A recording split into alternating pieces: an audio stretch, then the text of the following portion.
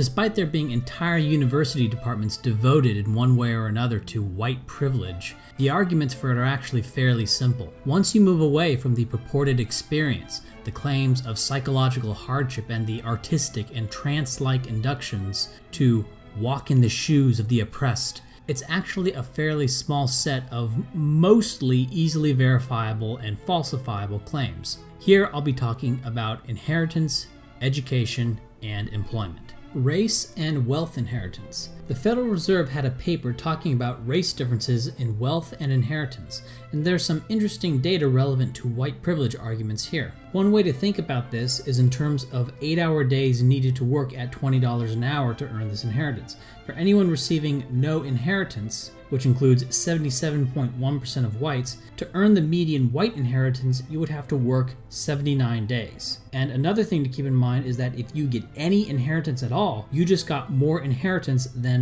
77.1% of white people. But even when they get no inheritance, whites end up amassing much more wealth. We can look at mean and median wealth by race among those who got no inheritance. So even among those who receive zero inheritance, whites on average amass far more wealth than blacks and Hispanics. But keep in mind affirmative action. There is a great bonus in credential acquisition for being black and Hispanic. So here's a question. Would you rather have $10,000 or 250 extra SAT points? The smart ones of you will take the 250 SAT points, which is roughly what blacks get in affirmative action for being black. Hispanics getting something slightly less. The white privileged people will retort a few things on that, however. They will claim that hiring discrimination nullifies any benefit of affirmative action at the universities, and the white advantage in job quote-unquote connections will trump the effects of affirmative action, and that whites have an easier time financially getting that degree in the first place. Student debt and working through school. One argument that could be speculated is that whites get to just go to school, while blacks and Hispanics must face the hardship of working through school. Well, in actuality, whites are more likely to work both through high school and through college. I presented this data in a Facebook group where someone posted that black children didn't get the benefit of a good childhood because they have to work to help the family, when in reality,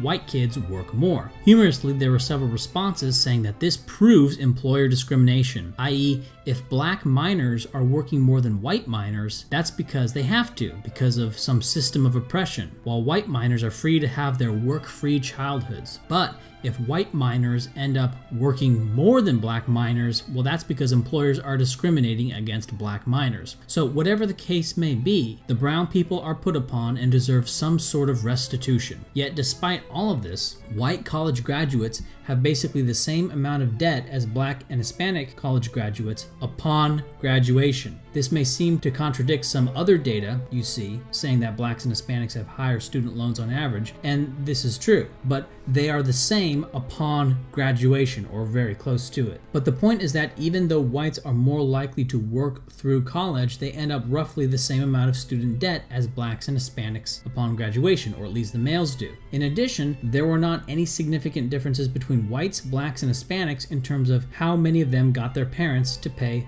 for their college. But what about grants and institutional money? Maybe whites get a bunch of free money for college. Well, the answer to that is a decisive no, looking at the distribution of grants and scholarships by race. By simply multiplying the average grant amount by the percentage receiving grants from the chart above, we can see how much each racial group gets on average for college. Once again, very minor race differences. So one can't honestly say that whites are at some tremendous financial advantage in college itself.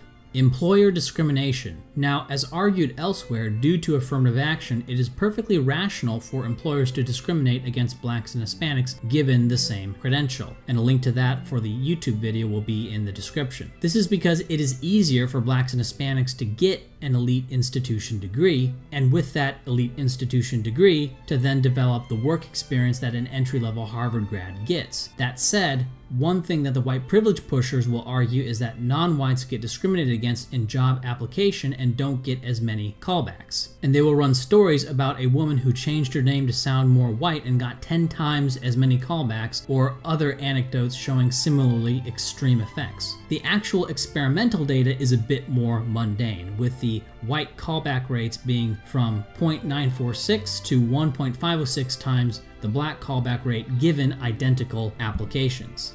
Not as exciting.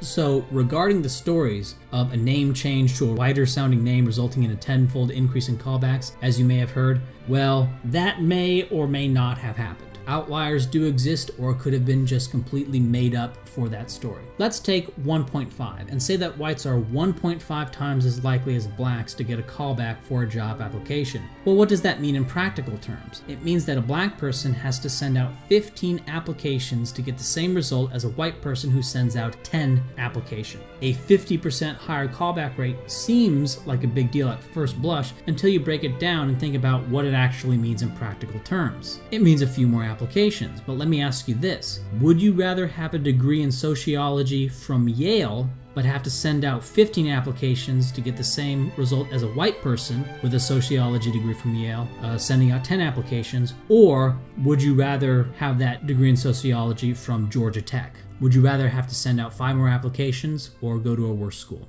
Or to put it more bluntly, the price you pay as a black person for getting to go to Yale when you're really only good enough to go to Georgia Tech is having to send out 5 more job applications than a white person with the same university degree combo would have to. A white person with a 1400 SAT doesn't get to go to Yale, which is to say it is utterly trivial. Maybe 2 extra hours of work, maybe. Some may argue that I am trivializing the callback disparity. Of course I am, because it is indeed trivial. But even this isn't the end of the story. The study done by Agan Starr found that if employers knew about the applicant's criminal record, the race differences were reduced to practically zero.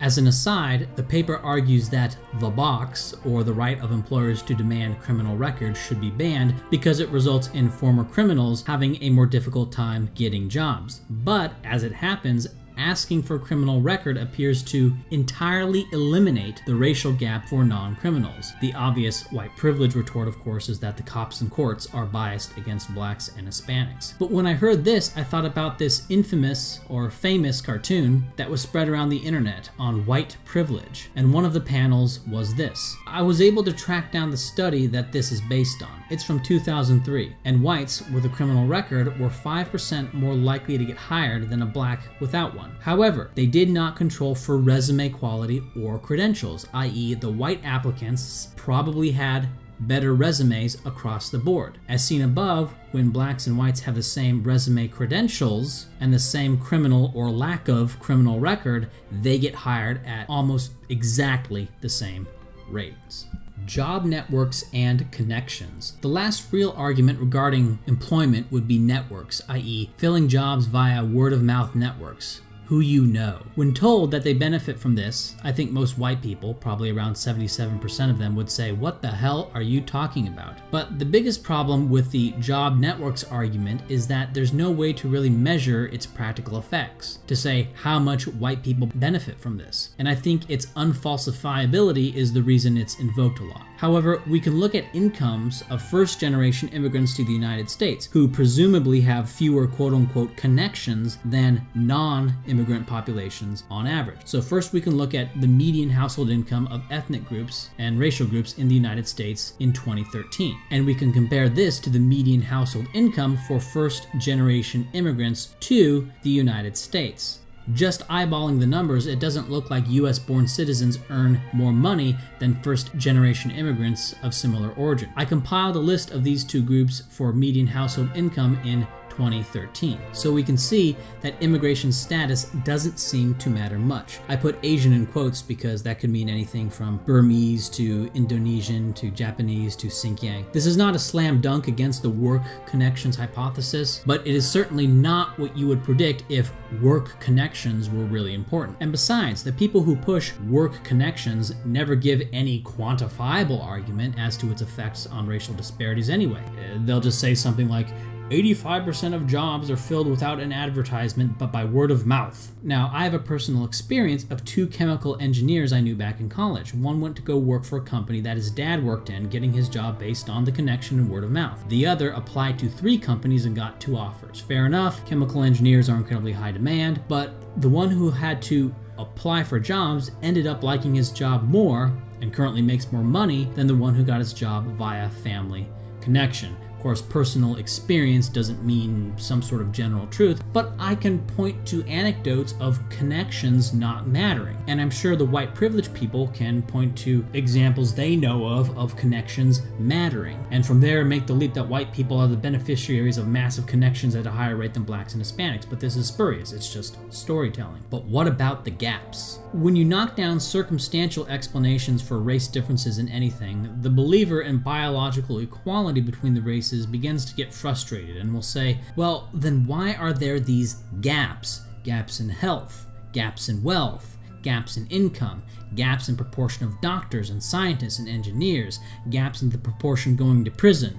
Well, once you knock out a lot of non-genetic explanations for these things, what are you left with? If this is the first article or video that you are reading, well, there's obviously a long way to go. But let me be clear. I'm not saying that if these things were happening, that it would be somehow evil or wrong or in need of remedying. For example, employers discriminating in favor of whites is fine.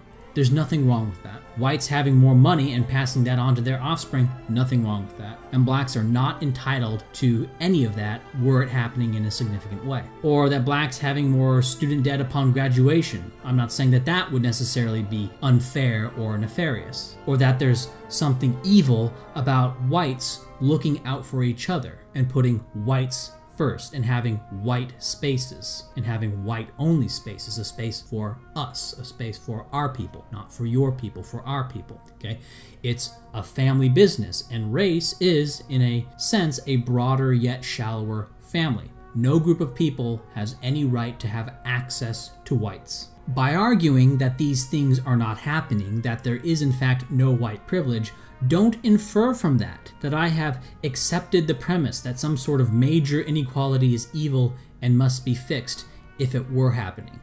I do not believe that.